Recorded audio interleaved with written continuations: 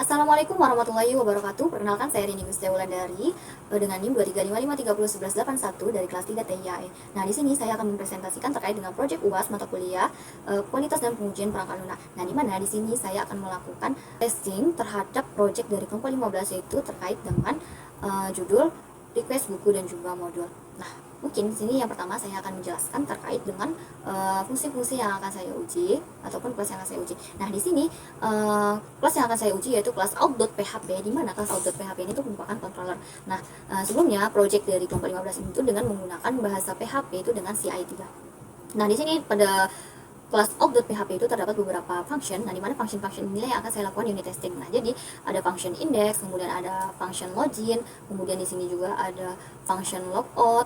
Nih, ada function logout, kemudian di sini juga ada function regis, dan yang terakhir itu di sini terdapat function roll. Nah, jadi dari function-function ini tuh fitur yang akan nantinya dilakukan pengujian testing lanjutan yaitu ada fitur login dan juga register. Nah, jadi mungkin yang pertama di sini saya akan menjelaskan terkait dengan dynamic unit testing. Nah, di mana di sini judul projectnya tadi itu adalah request buku dan juga modul, dan pengujian teknik pengujian yang dilakukan pada dynamic unit testing itu ada control flow testing dan juga data flow testing. Nah, di mana ini tuh merupakan dari white box testing. Jadi white box testing itu fokus pada kode. Jadi kita akan melihat kodenya.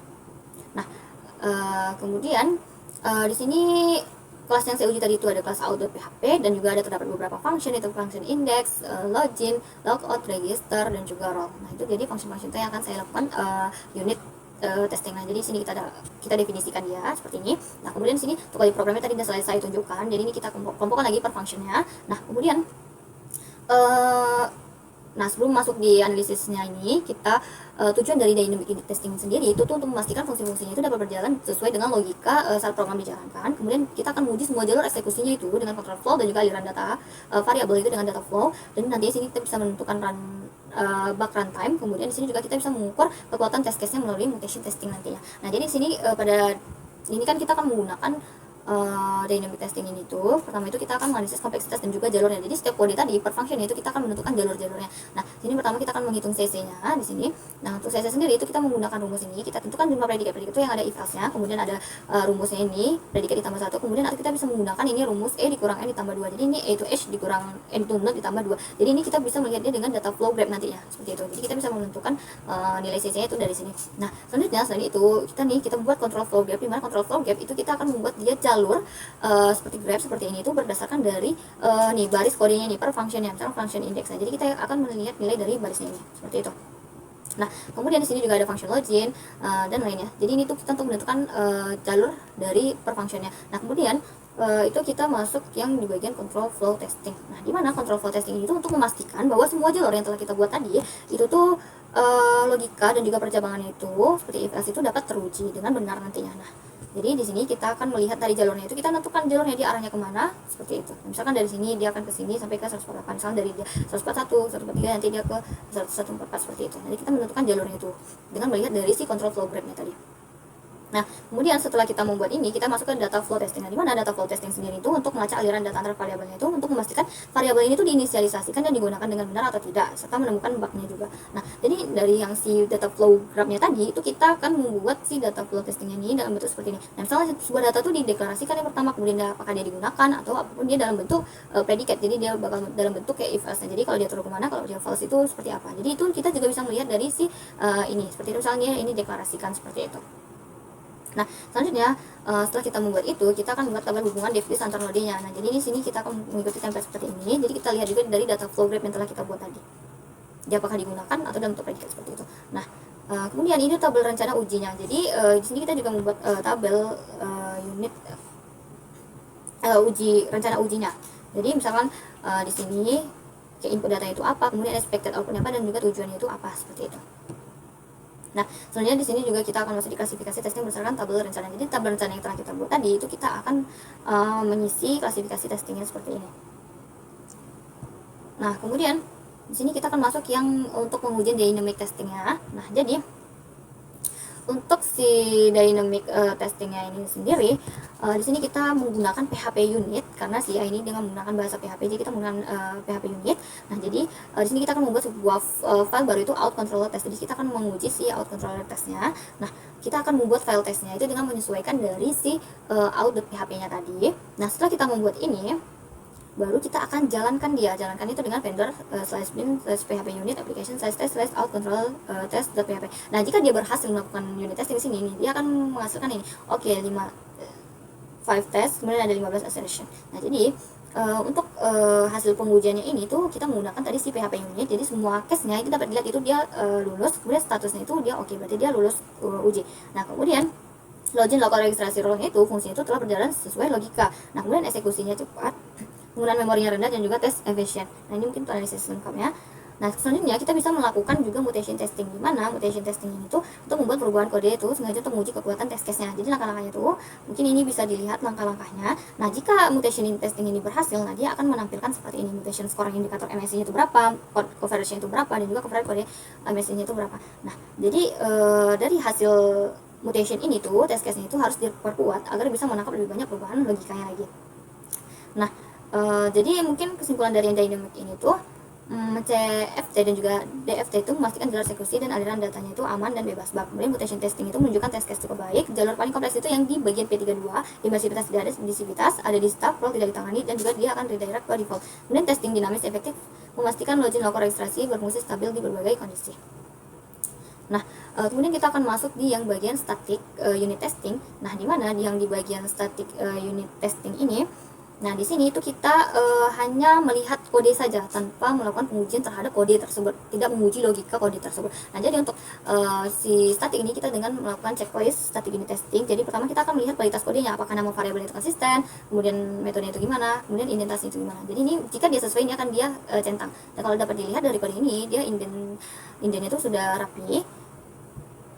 Kemudian nama metodenya juga sudah sesuai dengan fungsinya seperti login, logout, regis, seperti itu. Nah, kemudian kita masuk metode struktur programnya. Ini mungkin bisa dilihat jika dia sesuai, dia akan di checklist, kemudian validasinya itu apa, komentar itu apa, keamanannya apa. Kemudian kita akan membuat defect log dan juga change request. Nah, jadi yang tidak di checklist di sini akan kita masukkan di sini. Misalnya di login tadi dia terdapat duplikat logika. Jadi dia saran perubahannya itu gabungkan logika verifikasi agar lebih efisien dan tidak duplikat. Kemudian statusnya itu open atau close. Nah, ini tuh karena dia tidak ubah, jadi kita kosongkan saja. Nah, setelah itu kita akan membuat di dalam bentuk matrix review kode. Nah, jadi di sini kita pisahkan dia berdasarkan fungsinya. Di sini saya menguji fungsinya itu ada login, kemudian di sini ada regis, dan juga ada si logout. Jadi 3 fungsi ini akan saya uji di dalam yang static unit ini. Nah, jadi di sini kita menentukan kategorinya, jumlah barisnya itu berapa, misalkan masuk dia komentar dan juga spasi, terus jumlah defect yang itu berapa nih. Jadi defectnya itu satu, nama itu tidak di set saat login.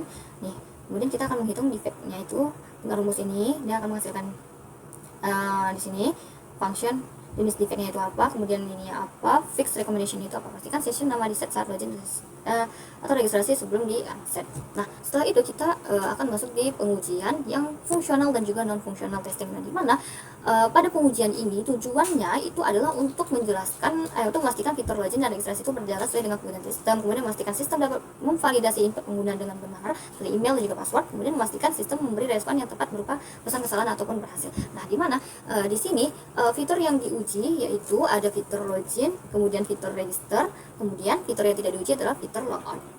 Nah, kemudian di sini kita pendekatan itu dengan black box testing. Nah, jadi pengujian fungsional yang kita lakukan itu adalah equivalent precision atau EP dan juga decision table testing. Kemudian untuk yang non fungsional di sini saya menggunakan performance testing. Nah, mungkin di sini metode fungsional testing yang digunakan itu adalah EP itu karena di sini kita akan mengelompokkan data itu sebagai valid dan juga invalid. Kemudian untuk decision table itu untuk menguji logika keputusan di sistemnya berdasarkan kombinasi inputnya.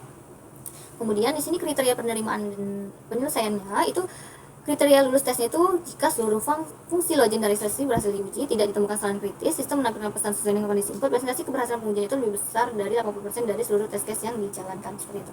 Nah, kemudian exit kriteria semua tes telah dijalankan, hasil pengujian telah dicatat dan dianalisis, bug jika ada telah didokumentasikan. Nah, kemudian di sini kita akan mendeklarasikan risiko dan juga mitigasinya apa, dari variablesnya juga apa. Nah, kita masukkan di bagian test design specification. Nah, jadi tujuan desain ujinya itu untuk memastikan bahwa fitur login dan juga registrasi itu dapat menerima input yang benar, menilai input yang salah, dan memberikan respon sesuai dengan kondisi pengguna. Nah, jadi karakteristik yang diuji itu validasi input email, validasi input password, logika autentikasi pengguna, dan penentuan role si penggunanya. Kemudian pendekatan yang digunakan itu tadi ada EP yaitu equivalent partition, kemudian ada decision table testing dan juga performance testing. Nah, jadi pengujian fungsionalnya itu ada dua, kombinasinya itu antara EP dan juga decision table testing. Nah, jadi kenapa menggunakan ini? Jadi equivalent partition itu untuk mengelompokkan data input itu dalam valid dan juga invalid. Nah, kemudian untuk decision table testingnya itu memastikan sistem itu memberikan respon yang tepat berdasarkan kombinasi kondisi yang terjadi.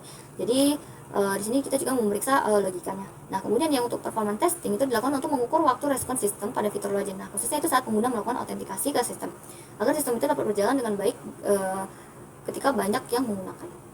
Nah, kemudian untuk functional testing, equivalent partition, di sini kita membuat test case-nya seperti ini.